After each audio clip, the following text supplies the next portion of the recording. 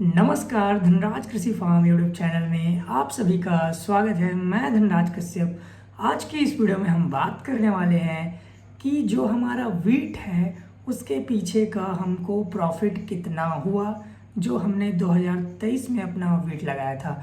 क्योंकि आने वाले टाइम में अभी कुछ महीनों में हम फिर से वीट लगाने वाले हैं, तो देखेंगे कि पिछले साल के मुताबिक इस साल हम क्या कुछ प्रैक्टिस कर सकते हैं जिससे हमारा रिटर्न बढ़ सकता है और कॉस्ट ऑफ कल्टीवेशन कम हो सकता है। तो आज के इस वीडियो में आपको यही बताने वाला हूँ कि मेरे को 2023 में टोटल वीट पे कितना खर्चा आया, कितना प्रोडक्शन हुआ वीट का और मेरे को कितना परसेंट रिटर्न आया। तो चलिए चलते हैं मेरे चार्ट की ओर। मैंने एक चार्ट बना रखा था 2023 में ही, मैंने चार्ट बनाना स्टार्ट कर दिया था। तो वो चार्ट आज मैं आपको दिखाने वाला हूँ कि मेरा खर्चा कहाँ कहाँ और कैसे आया था। तो यहाँ आप देख सकते हैं मैंने वीट एक्सपेंसेस करके लिखा हुआ है जो कि है 2023 का, और इधर मैंने नेम लिख रखा हुआ है सब चीज़ का कि मेरे को किस में कितना खर्चा आया। इस साइड है और उसमें नेम है कि मैंने किस में खर्चा किया। और आगे नीचे जाके दिखाऊं तो आपको देखने को मिलेगा कि मेरा टोटल वेट इनकम कितना था और रिटर्न कितना था। ये मेरा पैडी का, इसमें ध्यान मत दीजिएगा, ठीक है। तो चलिए चलते हैं मेरे चार्ट की ओर। तो जैसा कि आपने देखा, मैंने एक्सेल में 2023 में स्टार्टिंग से लेके एंड तक सारा खर्चा लिखा हुआ था और इनकम भी लिखा हुआ था। तो वही चीज़ मैं इसमें थोड़ा सा शॉर्ट में लिखा हूँ, डिटेल में है बट शॉर्ट में है। और ये पीछे मैंने पूरा यहाँ लिख रखा है कि मेरे को कितना परसेंट का रिटर्न आया और कितना परसेंट का मेरे को बेनिफिट टू कॉस्ट रेशियो है। ये सब थोड़ा टेक्निकल टर्म्स है, थोड़ा मैथमेटिक्स है, बट ये सब आपको सीखना बहुत ज़रूरी है क्योंकि इन्हीं सब की सहायता से आप अपना जो है धीरे धीरे फाइनेंशियल चार्ट बनाना स्टार्ट कर पाएंगे और समझ पाएंगे कि खर्चा कहाँ कम करना है और कहाँ हमें खर्चा ज़्यादा करना है, ताकि अच्छा हमें रिटर्न मिले कोई भी खेती से। तो जैसा कि आप देख सकते हैं, ये है मेरा वीट का चार्ट है जिसको मैंने एक पेज में लिख रखा है। मैंने टोटल खेती 5 एकड़ में की थी। ये जो जितना आप खर्चा देखने वाले हैं ये 5 एकड़ की खेती का खर्चा है जो कि मैंने 2023 में कर रखा है। तो जैसा कि आप देख सकते हैं, यहाँ मैंने वर्क लिखा हुआ है, यहाँ एक्सपेंस लिख रखा हुआ है। वर्क मतलब मैं कौन कौन सा काम कराया अपने खेत में। तो सबसे पहले मैंने प्लाऊ का काम कराया। प्लाऊ के काम कराने में मेरे को 6,000 रुपये का खर्चा आया, ठीक है। पाइप रिपेयर का काम कराया जो कि 500 चिल्लर खर्चा था। सीड मैंने घर का यूज़ किया हुआ था क्योंकि मैंने जो पिछली बार गेहूं ले रखे थे हम लोगों ने, उसका हम लोग बीज बना के रखे हुए थे। तो इसमें मेरा पैसा यहाँ बच गया था, तो इसमें मेरे को कोई पैसा नहीं लगा। आप अपना पैसा जोड़ सकते हैं, ठीक है। आपको एक आइडिया मिल जाएगा इस चार्ट से कि आपको अपना फाइनेंशियल चार्ट जो है, कैश फ्लो चार्ट है जो अपने फार्म का, वो कैसे मेंटेन करना है, ठीक है। तो उसके सोइंग के लिए, जिसको मैं सीड ड्रिल से सोइंग करवाया था, ये ब्रॉडकास्टिंग नहीं था, ये सीड ड्रिल से कराया था मैंने सोइंग, जिसमें मेरे को 5 एकड़ में टोटल 300 रुपये लगा था। फिर मैंने ह्यूमिक एसिड, यूरिया, डीएपी लिया था। डीएपी मैंने सोइंग के टाइम ही मिलाया था तो उसमें लगा था मेरे को डीएपी, ठीक है। तो ये यूरिया डीएपी फर्टिलाइज़र का खर्चा है। फिर जो हर्बिसाइड, मैंने 3,000 रुपये का तो हर्बिसाइड ही स्प्रे कराया था, जिसमें मेरे को लेबर कॉस्ट आया था 500 रुपये। जितने बार मैंने स्प्रे कराया है उतने बार मेरे को 500 रुपये का लेबर खर्चा आया है, क्योंकि हमारे यहाँ 1 एकड़ का 100 रुपये लेबर चार्ज लग जाता है स्प्रे कराने को, क्योंकि 2 लेबर स्प्रे करते हैं। फिर फंगीसाइड मैंने 1240 रुपये का लिया, ठीक। फिर उसको स्प्रे कराने के लिए लेबर लगा जो कि था 500 रुपये, वो लिया। फिर यूरिया 600 रुपये, मैंने 2 बोरी यूरिया लेके और आया बाहर मार्केट से, क्योंकि मेरा जो यूरिया था वो ख़त्म हो गया था, तो 2 बोरी की और ज़रूरत थी, तो मैंने 2 बोरी लेके आया यूरिया। उसके साथ मैंने जिब्रेलिक मिलाया था, जिब्रेलिक, ठीक है। जिब्रेलिक आपको पता ही होगा क्या काम आता है। मैंने जिब्रेलिक मिलाया था 1800 रुपये का। फिर मैंने नोजल मेरा टूट गया था बीच में, उसको रिपेयर कराया था, जिसमें मेरे को 400 रुपये का खर्चा आया था। फिर ये लेबर जो है, ये यूरिया जो हम खाद डालते हैं उसमें जो सींचने के लिए लेबर का यूज़ होता है। और मेरा जो भी बाकी खर्चा था, कुछ लेबर का काम बीच बीच में और पड़ा था, वो सब ऐड है इसमें 1200 रुपये में। फिर मैंने स्प्रे कराया था जिसमें मेरे को जिसका मैंने दवाई का नाम नहीं लिखा रखा था उस टाइम, तो मैंने कितने रुपए का दवाई लिया था वो मैं लिख रख रहा हूँ यहाँ। फिर 1270 ये शायद फंगीसाइड है या इंसेक्टिसाइड है, फिर ऐसा कुछ मैंने खर्चा किया था। 1270, 450, 1500, 500, इसमें एक फंगीसाइड एक इंसेक्टिसाइड तो होगा ही, ठीक है। फिर उसमें लेबर का खर्चा 500 रुपये आया था स्प्रे कराने में। फिर मैंने एक बार और स्प्रे कराया था, तो टोटल कितना स्प्रे हो गया ये हम यहाँ से देखें तो ये हमारा पहला स्प्रे, ये दूसरा स्प्रे, और फिर ये हमारा ये तीसरा स्प्रे है, और ये हमारा चौथा स्प्रे। चौथा स्प्रे देख सकते हैं मैंने 2900 रुपये और 640 रुपये का दवाई लेके स्प्रे करा था, जिसमें लेबर का कॉस्ट मेरे को 500 रुपये पड़ गया था, ठीक है। फिर आते हैं इरिगेशन कि अब भाई मैं नोजल से पानी दे रहा हूँ तो मेरे को उसके लिए लेबर ही लगेगा। तो टोटल मेरे पास 5 एकड़ थी, 5 एकड़ को 5 दिन में कंप्लीट किया जाता था। पर डे 1 एकड़ कंप्लीट होता था ऑन एन एवरेज, ठीक है। जिसके लिए मेरे को एक लेबर का ही मैं कंक्लूड करके चलूँ, एक लेबर 1 एकड़ को 1 दिन में करता है, तो 5 एकड़ को 5 दिन में करेगा, और वो 150 रुपये चार्ज ले रहा है, तो मेरे को इतना रुपए का खर्चा बैठ गया इसमें, ठीक है। फिर फर्टिलाइज़र के लिए 800 रुपये का और खर्चा लगा था मेरे को, ठीक है। एक बार और फर्टिलाइज़र डाला था उसमें।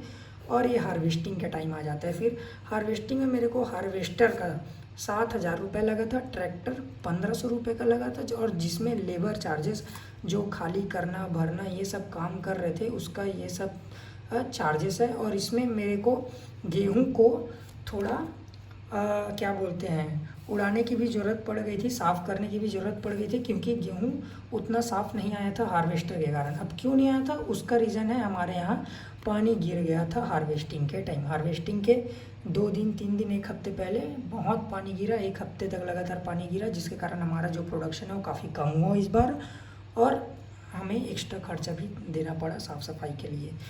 तो ये सब तो मेरा खर्चा हो गया।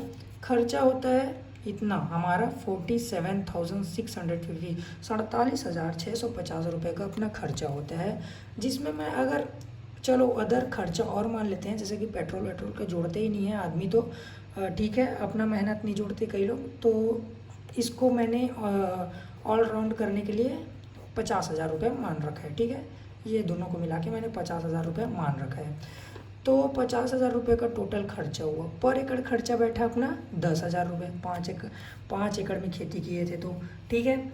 तो अब उसमें से इनकम हुआ मेरे को 98,050 रुपये। अब इतना कम क्यों मैं आपको बताता हूँ, क्योंकि मेरा जो प्रोडक्शन हुआ था वो 49 क्विंटल हुआ था, 49 क्विंटल हुआ था, 50 क्विंटल भी नहीं हुआ था मेरा प्रोडक्शन, क्योंकि हमारे यहाँ इस बार गेहूं के टाइम पानी गिर गया था, और कोई कोई जगह ओलावृष्टि को भी देखने को मिली है, जिसके कारण कई कई जगह में पर एकड़ में 5 क्विंटल से लेके 4 क्विंटल का प्रोडक्शन देखने को मिला है।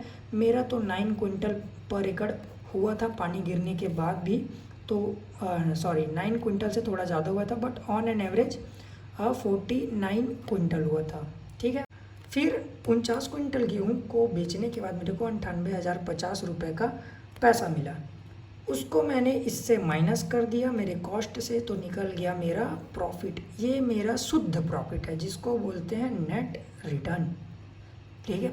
नेट रिटर्न शुद्ध प्रॉफिट, ठीक, सब खर्चा काटने के बाद। ये हो गया मेरा खर्चा और प्रॉफिट, ठीक है। अब आगे चलते हैं कि मेरे को कितना % का रिटर्न आया, ठीक है।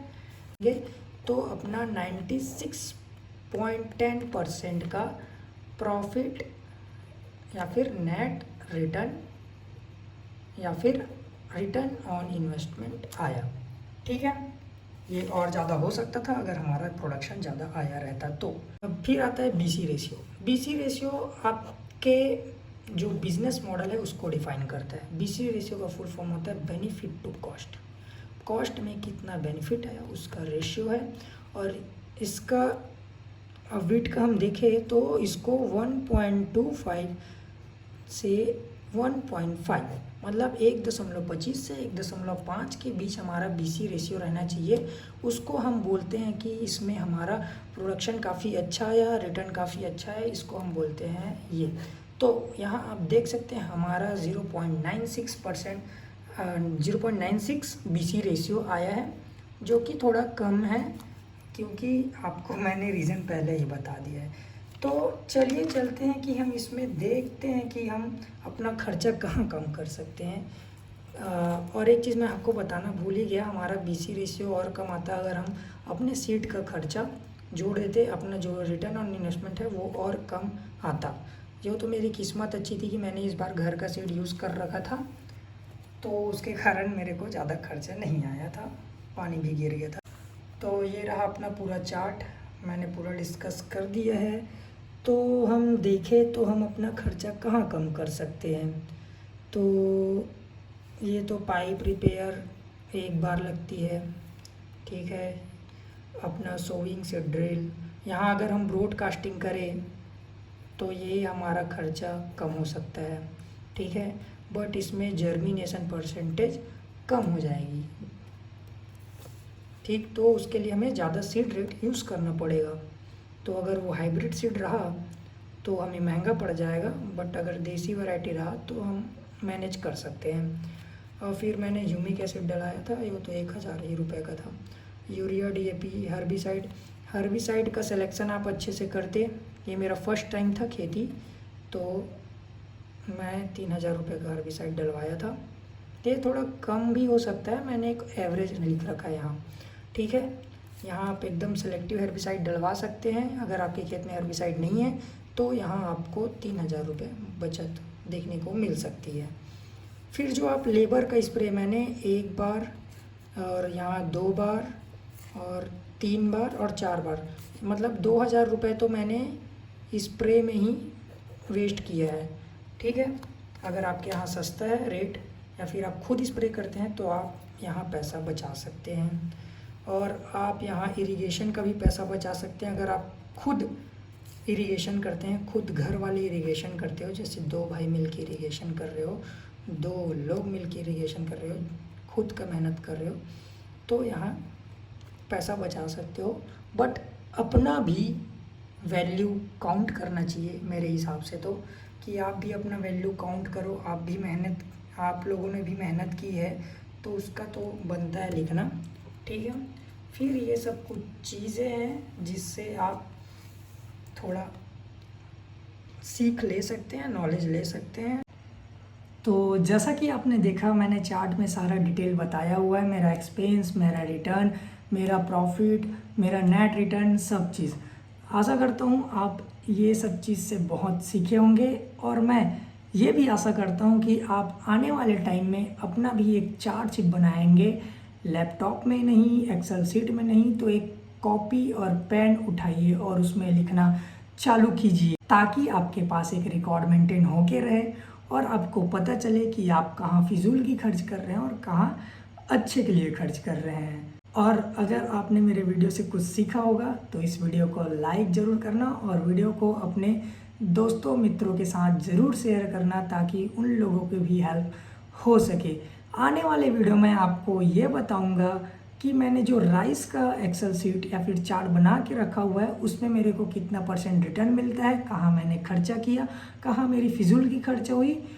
तो ये सब देखने के लिए मेरे साथ जुड़िए रहेगा, तो उसके लिए चैनल को सब्सक्राइब करके ज़रूर रख लीजिएगा। मिलते हैं अगली वीडियो में, तब तक के लिए धन्यवाद।